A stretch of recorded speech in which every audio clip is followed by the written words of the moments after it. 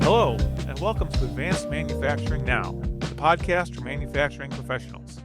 If you haven't already, like and subscribe to get new episodes delivered to your inbox each week. I'm your host, SME Senior Editor Michael McConnell, and I'm joined today by Dean Svarc. Dean is an entrepreneur, investor, and turnaround expert who works with companies to help their leaders unlock their hidden potential. Dean has written a book, Trojan Horse, The Unseen Solution to Critical Business Problems. We're going to learn a little bit about Dean, his background, and what led him to write this book. Dean, welcome to the show. Can you tell me a little bit about yourself and your company, DS Consulting? Yeah, so basically, I came up in the manufacturing environment, doing machining back in high school and college, went to corporate America for about 15 years, bought my first larger manufacturing company 10, 12 years ago, ran that for years, moved it to the state-of-the-art facility, won Manufacturer of the Year 2019, and then just kind of started buying companies after that. So I currently own about 6 companies in Rockford, Illinois, and through all those trials and tribulations, I kind of learned a few things about how to run companies, turn companies around, and how to make companies successful. Well, we're going to get into a little bit of that, so that sounds good. I saw in preparation for our talk today online that you have a background in the skilled trades. You may have mentioned that in passing, but could you tell me a little bit about it? Yeah, so I came up when I've had 2 jobs my entire life up until about 2015 when I bought my first larger manufacturing company. So I worked as a plumber, an electrician, a machinist, journeyman, a mechanic. I worked for Mitsubishi's high performance division for like years. So yeah, I've had quite a few mechanical background in the industry. So that's helped me greatly when it comes to manufacturing because machines, equipment, cars, they're all the same in the end. I mean, by the time you're done, they're pretty much the same. Sure. I may have mentioned to you off air, but I have a background myself as a former trade magazine editor for a HVAC sheet metal and mechanical contracting publication. So I'm familiar with a little bit of that. Okay, so now we're going to get into this a little bit. You're an entrepreneur, you're an investor, you're a turnaround expert. I mean, that sounds like quite a journey from the skilled trades. And how did you find yourself in those positions? You know, what happened was I learned the trades, obviously doing machining, all the ones I already listed, but I learned a lot in corporate America, some of the soft skills required to actually run companies properly. I worked for a company called CDW for years, which actually taught you basically how to run a company. So all those experiences gave me the soft skills along with the technical skills I've learned over the years through machining or whatever it might be. And by taking all that, I've literally brought companies from the verge of death or have already gone out of business, brought them back to life, been successful. Well, through all that, I've learned a lot. And then I had other people call me and say, hey, listen, would you look at my company for me? Look at this. I just got done with a company in Winnebago, Illinois. I'm looking at another company tomorrow, and they want me to come out and take a look at it. And I do a full analysis. I have a team that works with me, and we go through and we look at everything from the financials, technical, and we basically provide an analysis and we say, this is what we think we need to do to fix your company, to either fix it, grow it, make it better than what it was, or for instance, if it's stagnant, make it grow, or if it's already really great, what are you missing that you're not seeing? And through the soft skills and the hard skills of technical, DS Consulting was formed. I was doing so much of it at this point that it's like, I got to start doing it professionally. So yeah, I do a lot because you're alive one time, man. You know, what are you going to do? Do the bare minimum in life and work your bare 40 hours a week? Come on, do something in life. Well, you mentioned it a couple of times. So for our listeners that don't know, and for my education too, could you explain what soft skills are and then how those contrast with hard skills? Absolutely. So when I started out, obviously I didn't have, I'll explain soft skills. The hard skills are obviously HVAC, plumbing, electrical, machinist, mechanics, something where you are doing it physically with your hands, your trades, and maybe the communication skills that you would like to be good at. You don't need to be on the job site. You may not require that. It's more important that your skill set, your hard skills are important. Your physical, what you do with your hands are important. Or let's just say you're an IT guy. Working with computers, but you don't really have the skill set of how to communicate properly, manage meetings, facilitate. So then the soft skills come in, which is actually you're working in teams. You have to learn to work with other people. You have to communicate with people, manage people that don't work for you. You know, all those are soft skills, how to properly say something, how to word emails. I was not good at this in the beginning, man. I spent I had to learn the hard way. Let's put it that way. And that's some of the stuff that I've written about in my book was how to learn some of those skills. Do you find a lot of people are lacking those quote unquote soft skills?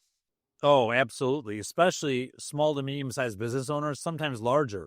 So what happens is these guys come and they're wonderful at their job. They're HVAC, they're service based, they're machinist or mechanic, whatever it might be. And they're great at what they do. They really were like, hey, let me hire a friend of mine. Let me hire a guy. Let me start an LLC. And they run a successful business in most cases, but they don't understand culture. They don't understand communication. They don't understand how to grow their business. They do fine, they do well, but they don't know how to grow it. Sometimes they go out of business. They don't understand margins. And a lot of the soft skills are important because like in my companies, we literally say our company, we change people's lives. We happen to make boxes. We change people's lives. We happen to do this. We don't focus really on the product that we do. Top quality, obviously, but that's not the primary thing that we do in our companies. It's really focusing on the people. Do you find do you get much pushback when you get into these soft skills? Do people understand the value of them? Do you explain that to them? You don't have to. Just by utilizing, I mean, your management team definitely should know. And you should, yes, that you have to explain to them, try to understand. But the people you're talking to, even me talking to you right now, if you were to say something that would possibly, rub me the wrong way, I would not react in a way like that. So I have to understand that who I'm talking to, what my audience is, and I have to understand where I stand in the world. And a lot of that's where the problem comes in is the management team needs to be trained in this absolutely for sure. But like the people you interact with, you don't tell them you're doing it. You just treat them with respect. You treat them as if their word matters. You treat them like they're part of something. And they have tests for this, Briggs and Myers. There's things that tell you who you are compared to your environment and the people you communicate with. Well, hopefully I'm not going to say anything that'll rub you the wrong way. I'm going to try not to. Don't worry. You wouldn't be able to get me riled up anyways. Don't worry. My 18-year-old does, but not business people. Okay. I was like, I can't know what I would say, but I don't want to step into it. So, I did look a little bit at a little bit of your book, and it looks like you've certainly experienced a lot of highs and lows in your business life, and you kind of touched on that in our first couple minutes here. Yeah. So the reason I wrote the book, I have no plans of writing a book in my lifetime. Like I just didn't. I read a lot of books, especially later in life. I read a lot of business books and psychology books and stuff like that, but I never thought I'd write a book. But the problem was each company I've turned around, I've kind of written how to do it. So I have like a mindset section, which is probably a third of the book. Are you ready for change? Is your company ready for change? Then you have other chapters, which is like brute force, analyze, structure, improve culture, and sustain. Each one of those are tactical. So like you said, well, Dean, what's a soft skill? Is it really that important? Does it matter? Yes. That's why the first third of this book is really about mindset. If you don't get in the right mindset, you don't get your company in the right mindset, hence culture, understanding some soft skills, you don't have to change your whole personality. It's not a psychology book. But if you can understand that mindset, then you go to tactical. If you jump right to tactical, you're going to miss over the big picture of it. But the reason I wrote the book was because if you follow this guideline from start to finish, read the book. It shouldn't take that long. It's well written. It's got really tactical stuff in it, very understandable. And it's pretty much full of meat. If you read it and follow these processes, there's no way you're not going to be better. Your company won't be better. The environment won't be better. You will grow organically just from the fact that you've improved culture, you understand culture, you've done analysis, and this is where DS Consulting comes in. So the book is a great outline to show, hey, this is how you can do it. DS Consulting is where you hire us to basically come in and help you with this process.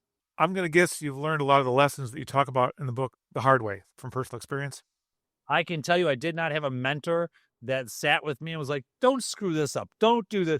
No, it was the hard way, but I'll tell you right now, I have some stories in the book, and the stories a lot of business owners, operations managers are going to relate to. Service-based doesn't make a difference, but they're going to relate to that because they're going to say, oh my God, I know somebody like that. Oh my God, I've had that experience. So when I write about this stuff, it's real world, and absolutely, I had to go through it. I'm very thankful for the pain that I went through to get to where I am. What's one of the stories that in your opinion is really insightful that the readers will really learn something from? A brief version of it. Brief version is I will tell you that there's two things. One, I remember when I owned my first larger manufacturing company, I had a senior guy there.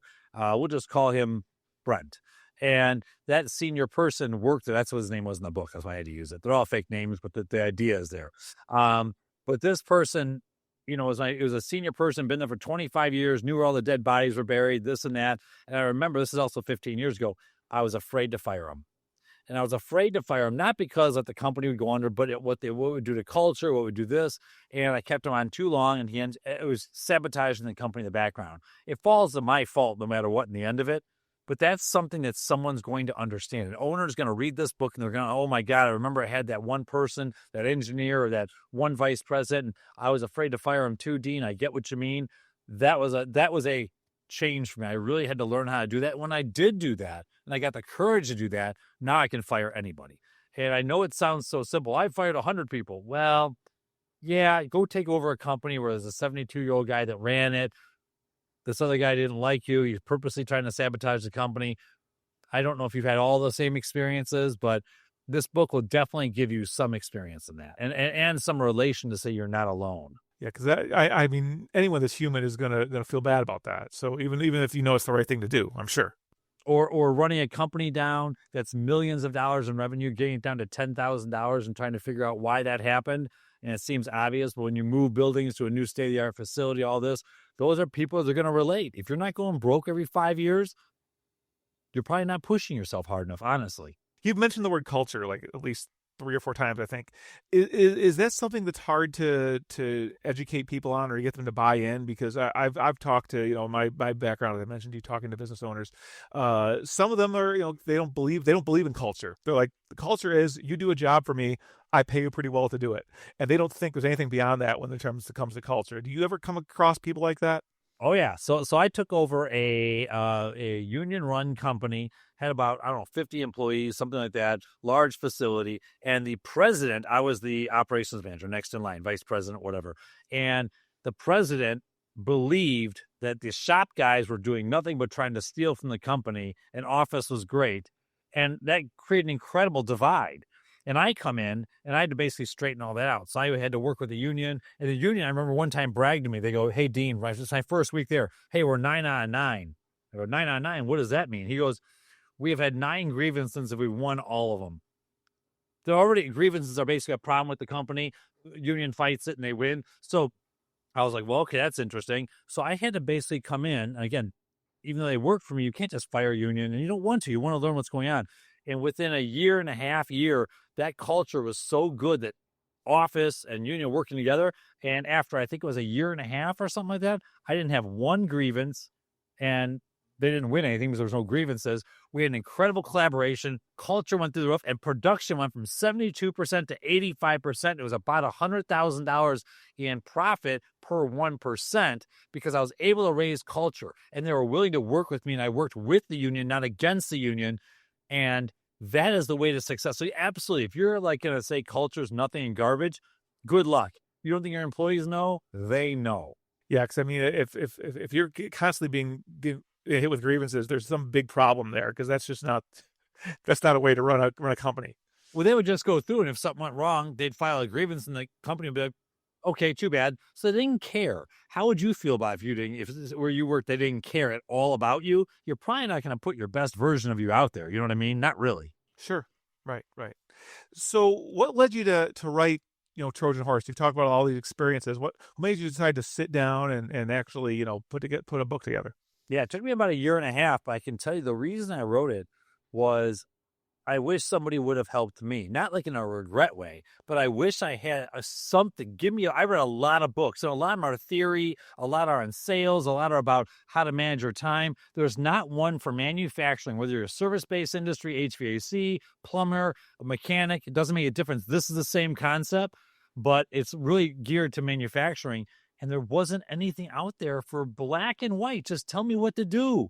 This is what you do. The first third is about mindset. Learn about your mindset. Learn about your company. Learn about what's important to people. Then the bottom 2/3 is about tactical.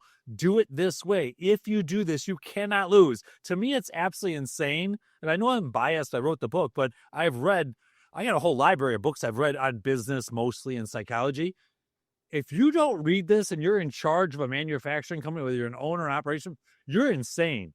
How could you not read a book that might take you 4, 5, 6 hours to read, but by the end of it, it's full of meat. It's absolutely going to help you. There's no scenario you walk away or that was a waste of time. It was a number one bestseller on Amazon.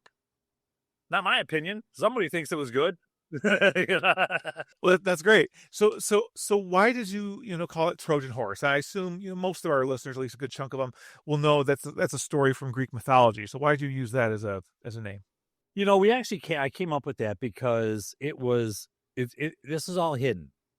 The owner, the operations manager, whoever the service, they don't know what they don't know. They don't see what's actually happening. They see the people every day. They work in the company every day. Things are working. Technically, the company's making money, or maybe not.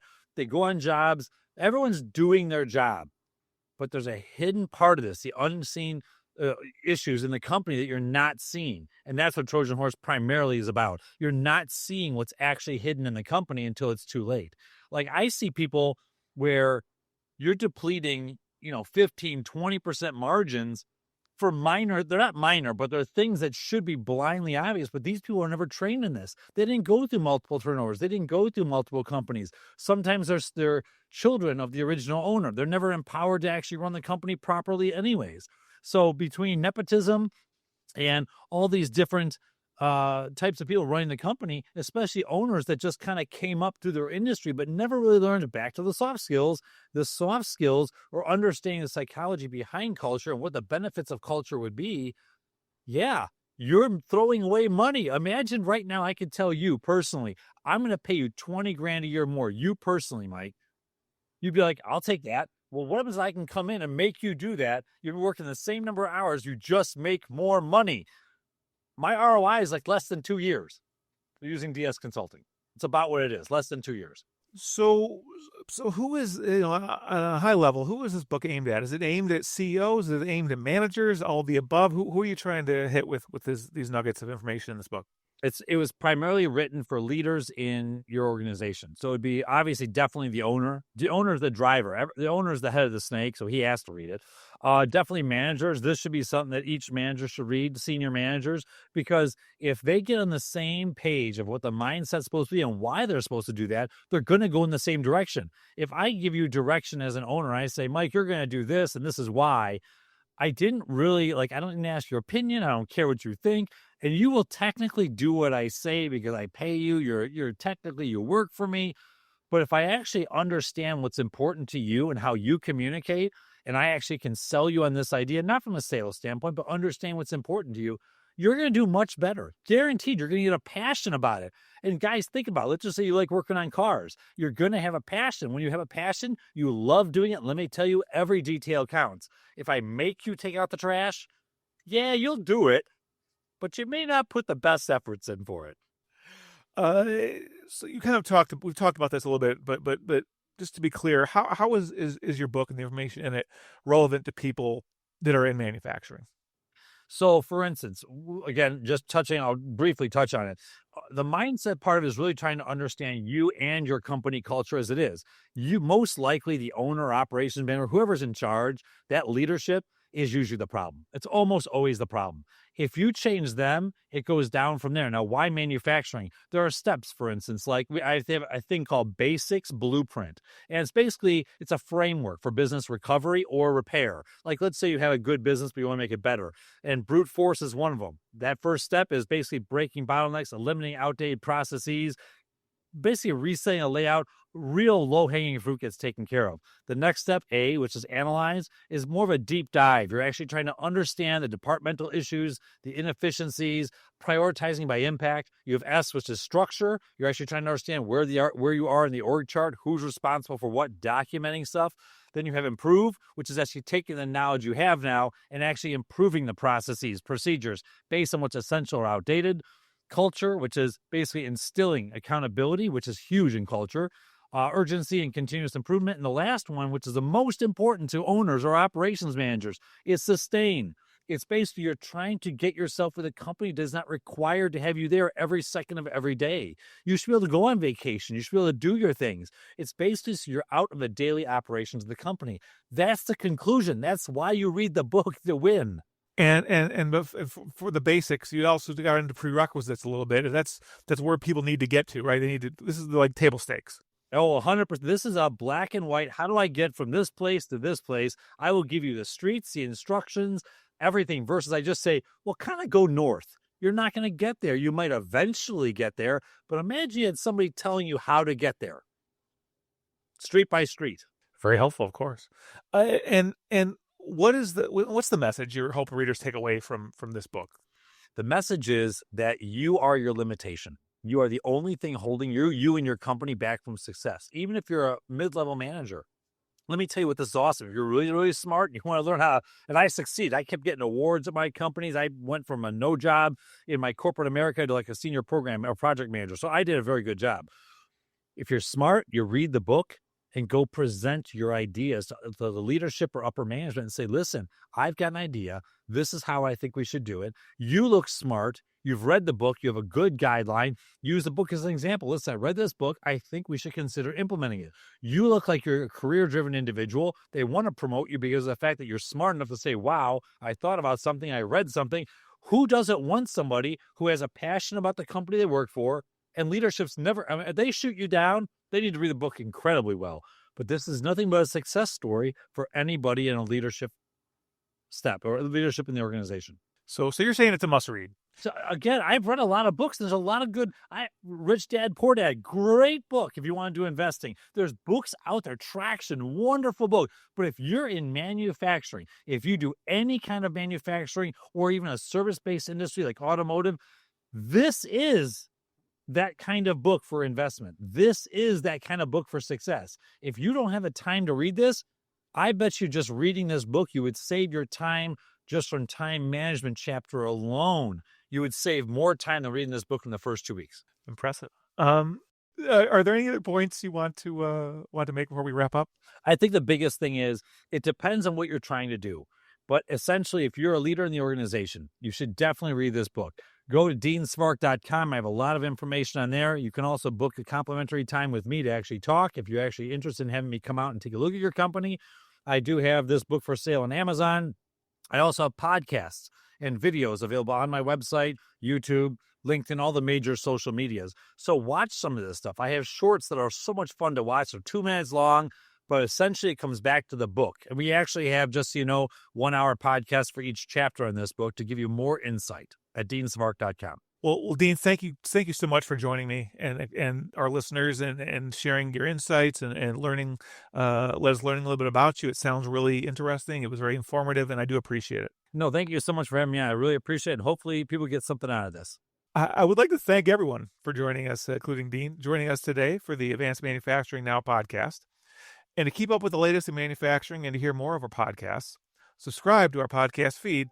And of course, visit us at advancedmanufacturing.org. I'm SME Media Senior Editor Michael McConnell. Thanks for listening.